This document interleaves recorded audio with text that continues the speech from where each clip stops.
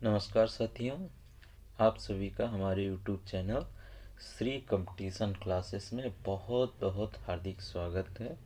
Shri competition classes आपको उत्तर प्रदेश लोक सेवा आयोग द्वारा आयोजित PCS की प्रारंभिक एवं मुख्य परीक्षा तथा समीक्षा अधिकारी, सहायक समीक्षा अधिकारी की प्रारंभिक एवं मुख्य परीक्षा एवं UPSSC द्वारा समय समय पर आयोजित की जाने वाली परीक्षाओं से संबंधित अचूक पाठ्य सामग्री बहुत ही सरल सहज भाषा में वीडियो क्लासेस एवं PDF फॉर्मेट के रूप में उपलब्ध कराता रहेगा।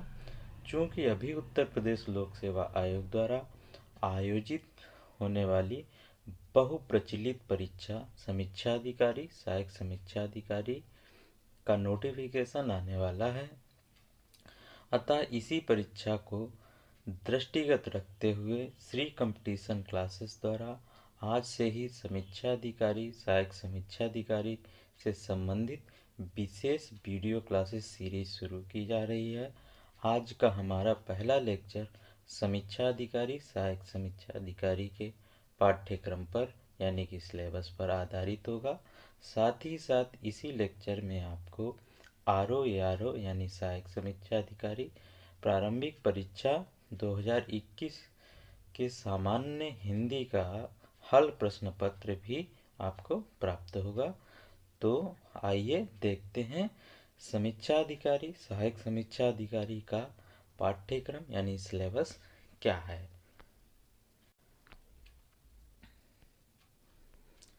समीक्षा अधिकारी, सहायक समीक्षा अधिकारी जिसे review officer, assistant review officer कहते हैं, इसका पाठ्यक्रम जानेंगे। यह मुख्यतः 2 स्टेज एग्जाम है, यानी 2 चरणों का एग्जाम होता है। इसमें पहला चरण आपका प्रारंभिक परीक्षा के रूप में होता है, दूसरा चरण मुख्य परीक्षा के रूप में यानी मेंस के रूप में होता है। तो सबसे पहले आज प्रारंभिक परीक्षा के सिलेबस के बारे में जानकारी लेंगे। तो प्रारंभिक परीक्षा के बारे में जानते हैं। प्रारंभिक परीक्षा में इसमें 2 प्रश्न पत्र होते हैं। प्रश्न पत्र फर्स्ट, प्रश्न पत्र द्वितीय। प्रथम प्रश्न पत्र को सामान्य अध्ययन प्रश्न पत्र के रूप में जानते हैं। सामान्य अध्ययन प्रश्न पत्र में 140 क्वेश्चंस होते हैं और इसमें समय 2 घंटे का होता है, यानी कि 2 घंटे में आपको 140 प्रश्नों का जवाब देना रहता है। ये क्वेश्चंस मल्टीपल चॉइस के होते हैं, जिन्हें आप अपनी ओएमआर शीट पे सही सही फिलअप करना रहता है आंसर्स को। द्वितीय प्रश्न पत्र जो होता है वो आपका सामान्य हिंदी का होता है। इस हिंदी वाले पेपर में आपके कुल 60 प्रश्न होते हैं और समय होता है 1 घंटा इन 60 प्रश्नों के उत्तर देने के लिए। तो जी, सामान्य अध्ययन के पेपर में कौन कौन से सब्जेक्ट से कितने कितने क्वेश्चंस आते हैं और उन सब्जेक्ट्स के सब टॉपिक्स से कितने कितने क्वेश्चंस पूछे जाते हैं, इसके बारे में आइए विस्तार पूर्वक जानते हैं। तो सबसे पहले इतिहास विषय की बात करते हैं। तो इतिहास विषय से लगभग जो हमारा सामान्य अध्ययन का पेपर है, इसमें 22 क्वेश्चन औसतन पूछे जाते हैं प्रारंभिक परीक्षा में। जो बैक ईयर्स के क्वेश्चन पेपर हैं उनके औसतन की बात कर रहे हैं यहाँ पे। और इसका जो एक टॉपिक है, सब टॉपिक है मॉडर्न इंडिया यानी आधुनिक भारत। आधुनिक भारत से लगभग इसके 10 क्वेश्चन आधुनिक भारत के इसमें आते हैं। मध्यकालीन भारत यानी कि मिडाइवल इंडिया से आपको 7 क्वेश्चन देखने को मिलते हैं और प्राचीन भारत यानी एंशिएंट इंडिया से आपको लगभग औसतन प्रत्येक पेपर में 5 क्वेश्चन देखने को मिलेंगे। दूसरा जो सब्जेक्ट है हमारा ज्योग्राफी का यानी कि भूगोल का, इससे आपको 20 क्वेश्चंस लगभग एग्जाम में देखने को मिलते हैं। और यहाँ पे भूगोल के जो सब टॉपिक्स हैं, Indian geography and world geography यानी कि भारतीय भूगोल और विश्व भूगोल। भारतीय भूगोल के लगभग 12 क्वेश्चन आपको देखने को मिलते हैं और विश्व भूगोल के लगभग 8 क्वेश्चन आपको देखने को मिलते हैं। सामान्य विज्ञान के लगभग आपको औसतन 15 क्वेश्चन प्रत्येक पेपर में देखने को मिलते हैं। प्रत्येक पेपर का तात्पर्य यहाँ पे ये है कि जिस ईयर में भी समीक्षा अधिकारी का एग्जाम होता है वहाँ पे एक औसत रेशियो 15 क्वेश्चन का सामान्य विज्ञान का रहता है। तो सामान्य विज्ञान के जो सब टॉपिक हैं उसमें बायोलॉजी है यानी कि जीव विज्ञान से लगभग 7 क्वेश्चन आपको देखने को मिलते हैं। भौतिक विज्ञान से लगभग 5 क्वेश्चन आपको देखने को मिलते हैं। रसायन विज्ञान से लगभग आपको 3 क्वेश्चन देखने को मिलते हैं। अब जो नेक्स्ट सब्जेक्ट है हमारा अर्थव्यवस्था यानी इकोनॉमिक्स, इससे 20 क्वेश्चंस आपको देखने को मिलते हैं पेपर में जीएस के। और इसके जो सब टॉपिक हैं जनसंख्या एवं नगरीकरण, और इसका जो नेक्स्ट टॉपिक है आर्थिक विकास, इकोनॉमिक डेवलपमेंट, बजट और आंकड़े, से इन सभी सब टॉपिक्स को मिला के 20 क्वेश्चन तक पूछे जाते रहे हैं प्रश्न पत्र में। जो नेक्स्ट सब्जेक्ट है हमारा राज्य व्यवस्था यानी पॉलिटी, से 15 क्वेश्चन रहते हैं। और इसके जो सब टॉपिक हैं संवैधानिक विकास यानी कि कॉन्स्टिट्यूशनल डेवलपमेंट, संविधान यानी कि कॉन्स्टिट्यूशन, शासन गवर्नेंस, और जो नेक्स्ट टॉपिक है इसका संवैधानिक एवं गैर संवैधानिक निकाय यानी constitutional and non constitutional bodies. जो नेक्स्ट सब्जेक्ट के रूप में हमें दिखता है वह है उत्तर प्रदेश विशेष यानी यूपी स्पेशल, से 8 क्वेश्चन रहते हैं। नेक्स्ट टॉपिक है हमारा समसामयिकी का यानी कि करंट अफेयर्स। करंट अफेयर्स का रोल बहुत इंपॉर्टेंट रहता है। समीक्षा अधिकारी का पेपर हो चाहे आपका यूपी पीसीएस का पेपर हो, और आगे इन फ्यूचर में इसका महत्व और बढ़ता जाएगा। यहाँ पर 25 क्वेश्चंस लगभग औसतन प्रत्येक वर्ष के पेपर में देखने को मिले हैं। नेक्स्ट जो हमारा टॉपिक है वो है तर्कशक्ति एवं अंकगणित का। इससे भी समीक्षा अधिकारी में औसतन 8 से 10 क्वेश्चन रहते हैं, कभी 8 हैं कभी 10 हैं। नेक्स्ट टॉपिक है पर्यावरण एवं पारिस्थितिकी का। इससे लगभग प्रत्येक पेपर में 7 क्वेश्चंस आपको देखने को मिल जाएंगे। अब जो यहाँ पे जो क्वेश्चंस का रेशियो बताया गया है सब्जेक्ट वाइज या टॉपिक वाइज, इसमें ये नहीं है कि बिल्कुल तय ही कर दिया है कि 8 क्वेश्चन या 10 क्वेश्चन औसतन पूछे जाते हैं तो 10 ही पूछेंगे। कभी कभी ये आपको, जैसे यहाँ पे बायोलॉजी में 7 क्वेश्चंस आपको मैंने बताए, तो यहाँ पे अप डाउन का भी चांसेस रहता है, 1 या 2 क्वेश्चन ज़्यादा या 3 क्वेश्चन ज़्यादा या कम, ये मुख्यतः पेपर सेटर के ऊपर निर्भर करता है। लेकिन जो यहाँ पे आपको क्वेश्चंस का जो रेशियो बताया गया है वो एक औसत है कि सामान्यतः इतने प्रश्न आपको पेपर में देखने को मिलते ही हैं। तो टोटल क्वेश्चन हमारे हो गए, टोटल क्वेश्चन जो है 140, और ये टोटल मार्क्स हो गए 140, यानी कि प्रत्येक क्वेश्चन 1 मार्क्स का है, 1 अंक का है। यहाँ पे एक इम्पोर्टेंट चीज़ ये है कि इसमें 1/3 आपका निगेटिव मार्किंग रहता है। 1/3 निगेटिव मार्किंग रहेगा, यानी कि यदि आप 3 क्वेश्चन का गलत जवाब देते हैं तो आपका एक सही क्वेश्चन का भी अंक काट लिया जाएगा। यानी कि अगर आपने 1 क्वेश्चन सही किया और 3 क्वेश्चन गलत किए तो वो सही अंक, जो सही क्वेश्चन है उसको भी मतलब उसके नंबर आपको नहीं मिलेंगे, यानी कि वो नील हो जाएगा। 3 क्वेश्चन गलत करने पर और 1 क्वेश्चन सही करने पर इक्वल टू 0।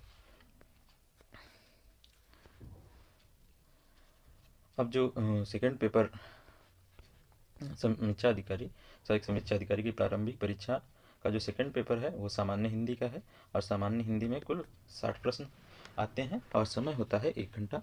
तो इसका जो है इसमें कितने सब टॉपिक हैं, जो सब टॉपिक हैं उनके बारे में डिटेल से जानकारी विस्तार पूर्वक जानते हैं। तो पहला जो हमारा टॉपिक है वो है विलोम शब्द। विलोम शब्द जो है 10 प्रश्न विलोम शब्द के आते हैं। इसी प्रकार जो दूसरा हमारा टॉपिक है तत्सम एवं तद्भव का, इससे भी 10 प्रश्न आपको पेपर में देखने को मिलेंगे।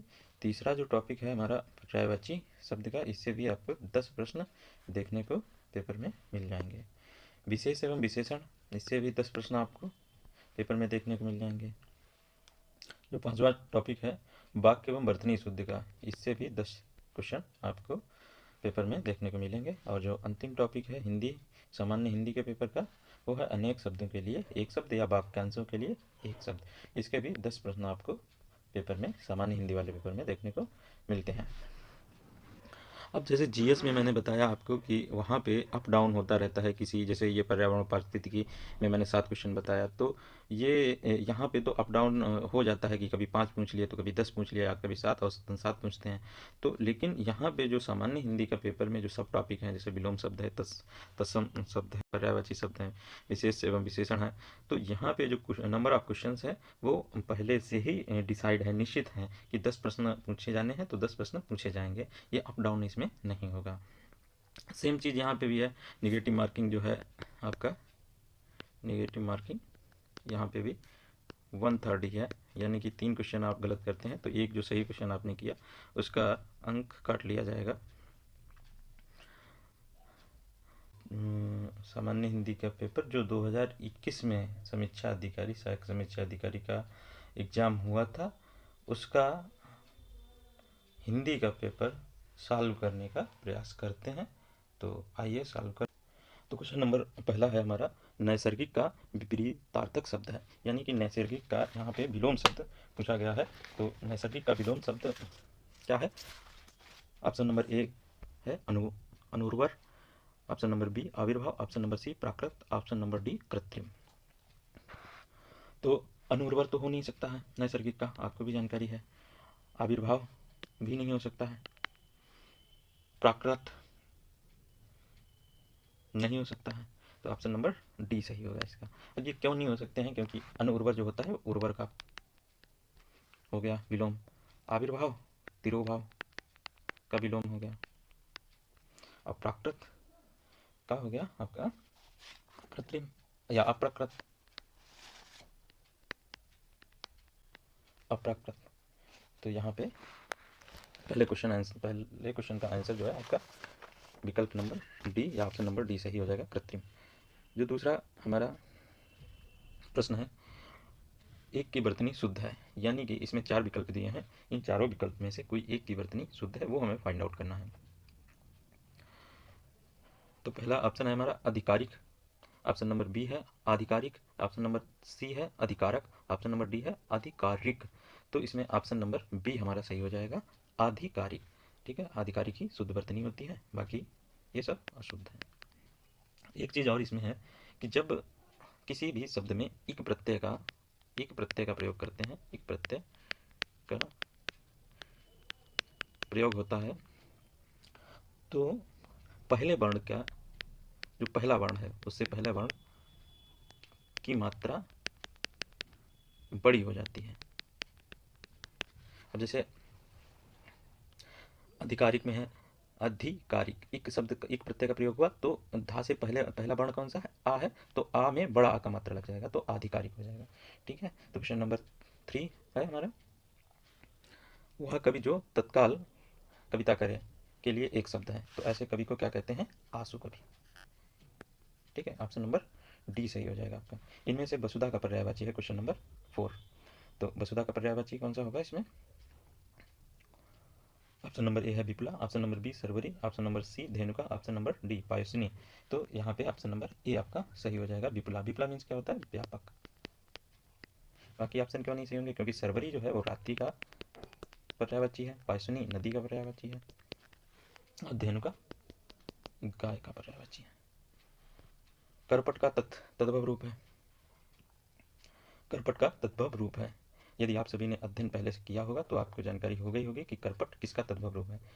करपट किसका तत्सम रूप है। ठीक है, तो करपट तत्सम है और इसका तद्भव रूप क्या होगा? कपड़ा, यानी कि ऑप्शन नंबर डी सही हो जाएगा आपका।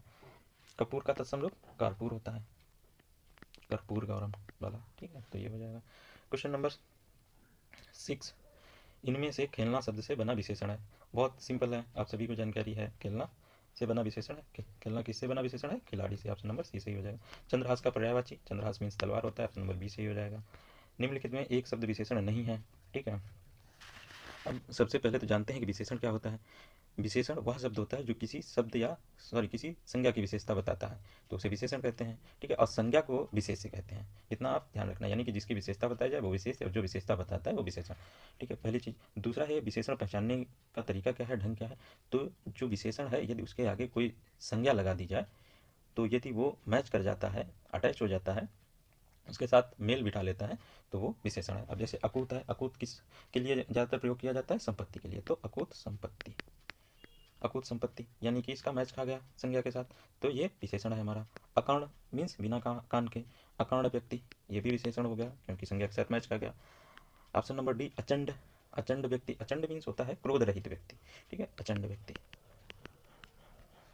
तो ये भी हमारा मैच खा गया। तो अब ऑप्शन नंबर बी बचा, तो इसका राइट आंसर हो जाएगा ऑप्शन नंबर बी। निम्नलिखित में से विशेषण नहीं है इसमें पूछा था, तो ऑप्शन नंबर बी सही हो जाएगा। क्वेश्चन नंबर 9 में पूछा गया है कि 100 गुना में कौन सा विशेषण का भेद है। तो इसमें जो विकल्प हैं 4 विशेषण के भेद यानी विशेषण के प्रकार दे रखे हैं, उसमें से हमें पहचानना है कि जो एक वाक्य दे रखा है 100 गुना लंबा, इसमें कौन सा विशेषण है। तो देखते हैं। विकल्प ये है कि गणनावाचक, विकल्प बी है क्रमवाचक, विकल्प सी आवृत्तिवाचक, विकल्प डी संपूर्णतावाचक। तो गणनावाचक विशेषण को जानते हैं कि गणनावाचक कौन से विशेषण होते हैं। यहाँ पे सभी को तो डिटेल्स में नहीं जानकारी दे सकते हैं क्योंकि पेपर है, फिर बहुत टाइम हो जाएगा। जब भी सामान्य हिंदी की क्लास होगी तो उसमें जब टॉपिक आएगा विशेष विशेषण का, तो उसमें बहुत ही सरल भाषा में आपको समझाया जाएगा और उनके भेद बताए जाएंगे कि किसको कैसे पहचानना है और कौन कितने विशेषण होते हैं। तो गणनावाचक विशेषण वो होता है जो संज्ञा से पहले 1 2 3 4 ऐसी गिनती का प्रयोग होता है, जैसे 4 किले या 5 किलो, ठीक है। तो ये गणनावाचक है।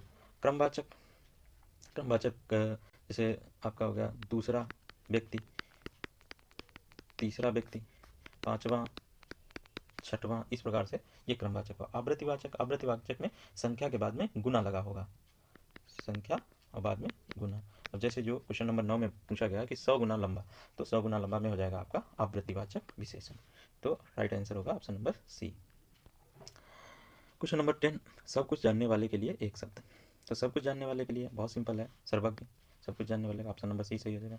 इनमें से प्रथम उपयुक्त विपरीतार्थक शब्द होगा। तो प्रथम का विलोम क्या होगा, अंतिम, ऑप्शन सी सही हो जाएगा। क्वेश्चन नंबर 12, निम्नलिखित में एक वाक्य जो शुद्ध है, यानी कि चारों विकल्प में एक एक सेंटेंस दे रखा, वाक्य दे रखा है, तो आपको फाइंड आउट करना है कि इसमें से सही या शुद्ध सेंटेंस कौन सा है। तो इसमें उसने मुक्त कंठ से बढ़ाई की, ये नहीं सही होगा। उसने मुक्त हस्त धन लुटाया, ये आपका सही वाक्य है। तो ऑप्शन नंबर बी सही हो जाएगा। मुक्त हस्त का प्रयोग सदैव धन लुटाने के साथ आता है। समस्त प्राणी मात्र का कल्याण, पर समस्त और मात्र दोनों साथ साथ नहीं आएंगे। आपकी आयु 40 वर्ष है, तो आपकी आयु 40 वर्ष, आयु नहीं यहाँ पे उम्र होगा, क्योंकि जो वर्तमान में होता है तो उम्र का प्रयोग करते हैं, जब किसी की डेथ हो जाती है तो आयु का प्रयोग करते हैं। क्वेश्चन नंबर 13, उत्तराधिकार में प्राप्त संपत्ति के लिए एक शब्द। तो उत्तराधिकार में प्राप्त संपत्ति के लिए एक शब्द आपका होता है रिक्त, ऑप्शन नंबर सी सही हो जाएगा। चोर का पर्यायवाची, चोर का पर्यायवाची ऑप्शन नंबर ए खनक, बी उदक, सी धूसर, डी थलचर। तो ऑप्शन नंबर ए खनक सही हो जाएगा। धूसर जो होता है वो गदहा का पर्यायवाची होता है, गदहा, और इसका तत्सम होता है गर्दभ। और थलचर यानी कि जो थल पर, स्थल पर चले, यानी कि भूमि पर चले, वो थलचर हो गया आपका, ठीक है। उदक, उदक जो होता है वो पानी का पर्यायवाची है। पांडु शब्द विशेषण की दृष्टि से क्या है, केवल विशेषण, केवल विशेष है, सी विशेषण एवं विशेष दोनों, डी उपयुक्त में से कोई भी नहीं। तो यहाँ पे आपका ऑप्शन नंबर सी सही हो जाएगा, विशेषण एवं विशेष। कैसे ये सही है बताते हैं। जैसे वाक्य के बीच में आ गया आपका 5 पांडु,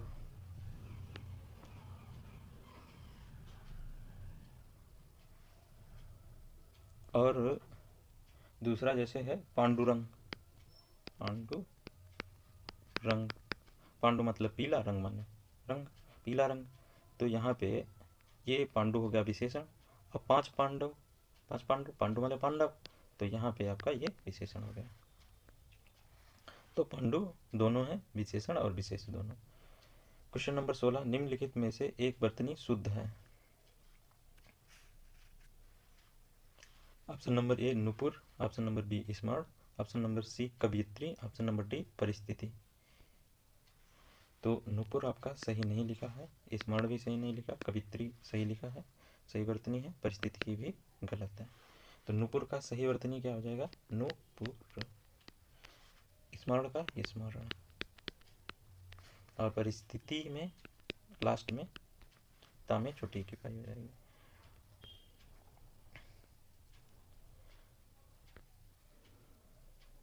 क्वेश्चन नंबर 17, वर्तनी की दृष्टि से शुद्ध शब्द है। ये तो सभी को आपको जानकारी होगी, आपने पहले से अध्ययन कर रखा होगा।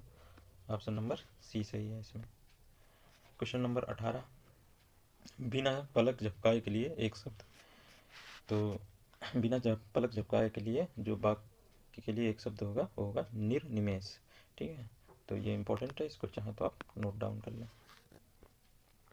क्वेश्चन नंबर 19, अनुरक्ति का विपरीतार्थक शब्द है। अनुरक्ति का विरक्ति, ऑप्शन नंबर सी सही हो जाएगा। क्वेश्चन नंबर 20, निम्नलिखित में एक वाक्य जो शुद्ध है। पहला वाक्य है, पहला ऑप्शन में, मैं अनेकों बार विदेश गया। यहाँ अनेकों गलत है, अनेक होना चाहिए। इस हीरे का मूल्य नापा नहीं जा सकता, नापा नहीं, यहाँ मापा होना चाहिए। बिना टिकट यात्रा दंडनीय है, ठीक है, ये सही है। आप केवल इतना ही काम, ही का प्रयोग गलत है, तो यहाँ पे आपका क्वेश्चन नंबर 20 का ऑप्शन सी सही हो जाएगा। क्वेश्चन नंबर 21, जो ईश्वर में विश्वास रखता हो के लिए एक शब्द। सभी को जानकारी है, आपने पहले से अध्ययन कर रखा होगा। आस्तिक, और जो ईश्वर में विश्वास ना रखता हो नास्तिक। क्वेश्चन नंबर 22, निम्नलिखित में विशेष शब्द कौन सा है? तो पहले ही मैं बता चुका हूँ कि विशेष वह शब्द होता है जिसकी विशेषता बताई जाती है, और जो विशेषता बताता है वो विशेषण कहलाता है। विशेष को सामान्यतः संज्ञा भी कहते हैं। तो और इसमें विशेषण पहचानने का मैंने आपको तरीका भी बताया था कि लास्ट में उसके जो भी विशेषण है, यदि उसके लास्ट में संज्ञा यदि अटैच हो जाती है तो वो विशेषण है, अटैच नहीं हो पाती है तो विशेषण नहीं है। तो जैसे इसमें पहले वाले ऑप्शन में अटैच करके देखते हैं, विपन्न व्यक्ति अटैच हो गई तो ये विशेषण है।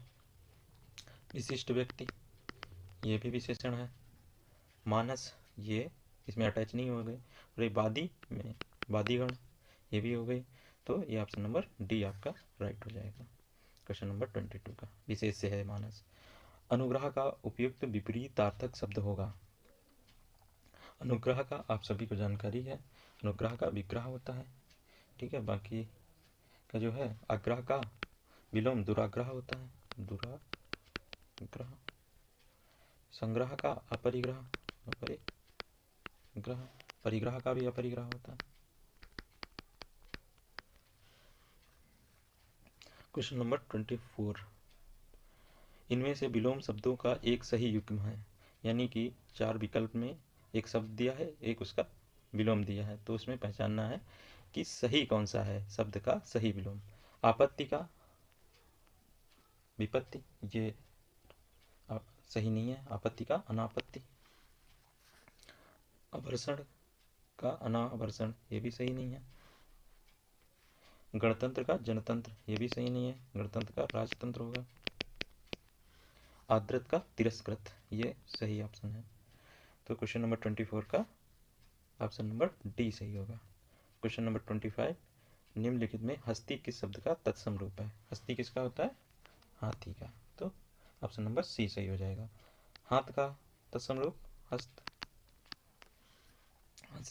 हंसी का हास्य।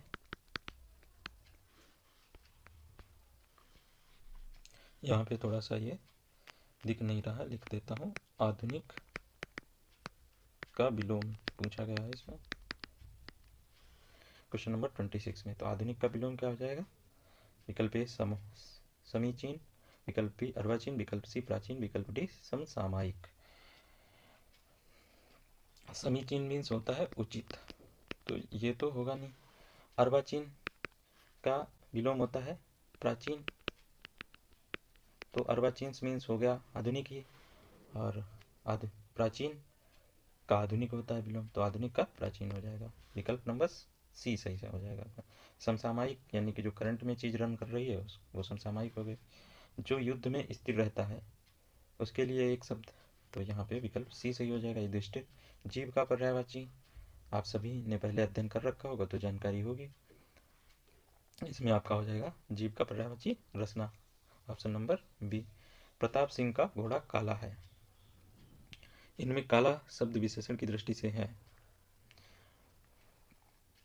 क्रमबोधक विशेषण पहले ही बता चुके, जो क्वेश्चन आए थे उसमें मैंने जानकारी आपको दे दी है क्रमबोधक विशेषण की। बाकी विधिवत जो हिंदी की विशेषण विशेष की क्लास होगी उसमें आपको विधिवत जानकारी दी जाएगी। तो यहाँ पे फिलहाल जो विधेय विशेषण और विशेष विशेषण है इसके बारे में थोड़ी सी जानकारी दे देता हूँ।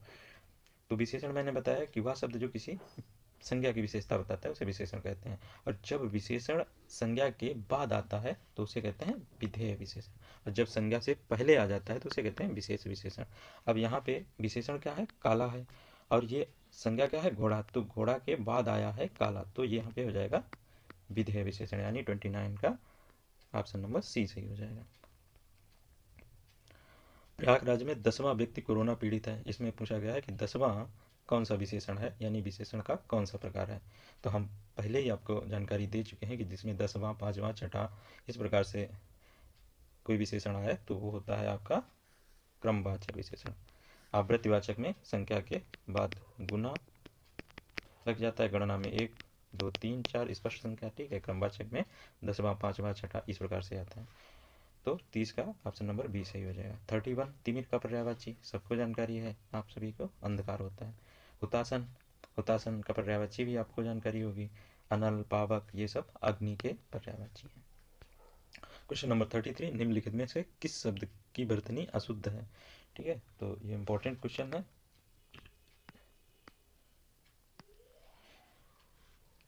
ऑप्शन नंबर ए यज्ञबाल्क, ऑप्शन बी सदृश, ऑप्शन सी हस्तक्षेप, ऑप्शन डी गृहिणी।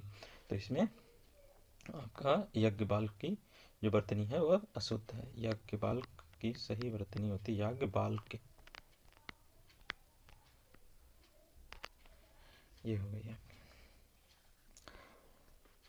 सदृश सही लिखा हुआ, हस्तक्षेप भी सही लिखा हुआ है, गृहिणी भी सही लिखा हुआ है।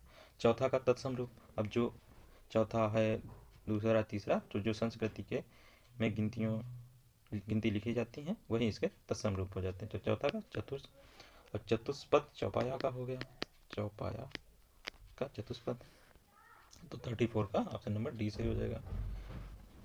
35 घोड़ा का उपयुक्त तत्सम है, तो ऑप्शन ए अश्व, ऑप्शन बी घोटक, ऑप्शन सी तुरंग, ऑप्शन डी बाजी। तो आपका ये इसमें हो जाएगा घोटक, घोड़ा का घोटक तत्सम है। और चूंकि अश्व तुरंग बाजी हैं, तीनों ये पर्यायवाची हैं घोड़ा के, परंतु घोटक इसका तत्सम है।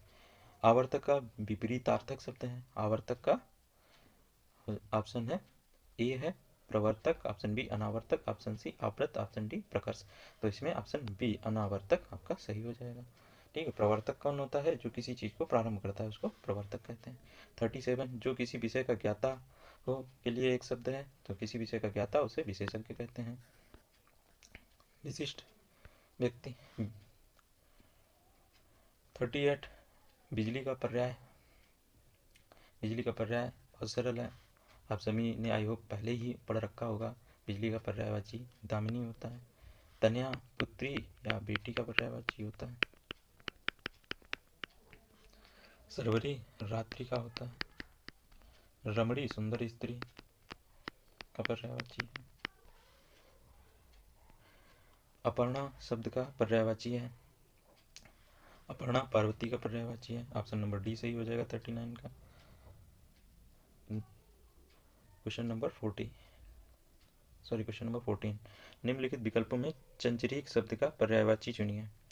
आप सभी को जानकारी है चंचरीक शब्द किसका पर्यायवाची है, भौरे का, और भौरे को ही भ्रमर कहते हैं। क्वेश्चन नंबर 41 गोधूम का तद्भव शब्द है। गोधूम का तद्भव शब्द है। गोधूम गेहूं का गोधूम होता है, यानी गेहूं तद्भव है और गोधूम उसका तत्सम रूप है। तो ऑप्शन नंबर सी सही हो जाएगा 41 का। क्वेश्चन नंबर 42 कोई आदमी आया, वाक्य में प्रयुक्त विशेषण है। कोई आदमी आया, तो यहाँ पे कोई निश्चित व्यक्ति नहीं है कि जिसका नाम हो, जो व्यक्ति आया हो, तो यहाँ पे अनिश्चित है, इसलिए अनिश्चयवाचक विशेषण हो जाएगा, यानी 42 का ऑप्शन नंबर ए सही हो जाएगा। 43 का गौरव का विपरीतार्थक शब्द है। गौरव का लाघव सबको जानकारी है। अमृत का विष, पीयूष मीन्स पीयूष अमृत का पर्यायवाची है। अर्क सूर्य, मधुर का मीठा। सदाचार का विलोम कदाचार, यानी गलत कार्य, नियम विरुद्ध कार्य। ऑप्शन नंबर बी सही हो जाएगा 45 का। 46 निम्नलिखित में से तद्भव शब्द है। तद्भव शब्द, इसमें तद्भव आपका अंगना हो जाएगा।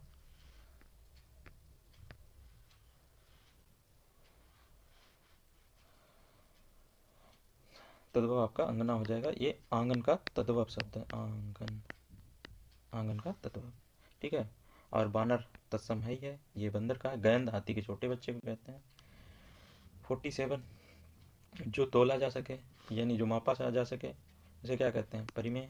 जो मापा ना जा सके उसे अपरिमेय, यानी 47 का ऑप्शन नंबर सी सही हो जाएगा। कम बोलने वाला, हम सभी जानते हैं कम बोलने वालों को क्या कहते हैं, मितभाषी। ऑप्शन नंबर ए सही हो जाएगा। ज़्यादा बोलने वाले को बहुभाषी, मधुर बोलने वाले को मृदुभाषी। क्वेश्चन नंबर 49, निम्नलिखित में से तद्भव शब्द है। तो तद्भव इसमें बांझ हो जाएगा, विकल्प नंबर बी सही हो जाएगा, क्योंकि बांझ तद्भव है और उसका तद्भव तत्सम क्या होता है, बांध्या।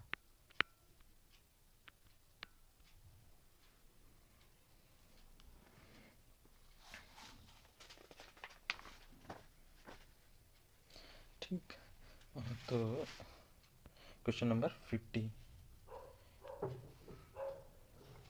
जिसकी आशा न की गई हो के लिए उपयुक्त शब्द है अप्रत्याशित। ऑप्शन नंबर बी सही हो जाएगा, क्योंकि आशातीत का मतलब होता है आशा से परे, आशा से परे। क्वेश्चन नंबर 51, शुद्ध वर्तनी फाइंड आउट करनी है। तो इसमें आपका ऑप्शन नंबर बी सही हो जाएगा, अधीन होता है। बी और सी में बहुत ही कंफ्यूजन रहता है लोगों को, अधीन नहीं होता है, अधीन होता है, ये इंपॉर्टेंट है, चाहे तो आप नोट डाउन कर लें इसको। ये पेज एक एक्स्ट्रा ऐड हो गया इसमें, कोई नहीं, आगे बढ़ते हैं। 52, निम्नलिखित में तद्भव शब्द फाइंड आउट करना है। तो इसमें नग्न नहीं होगा, क्योंकि ये नंगा का तत्सम रूप है। दक्षिण भी नहीं होगा, क्योंकि ये दाहिना का तत्सम रूप है।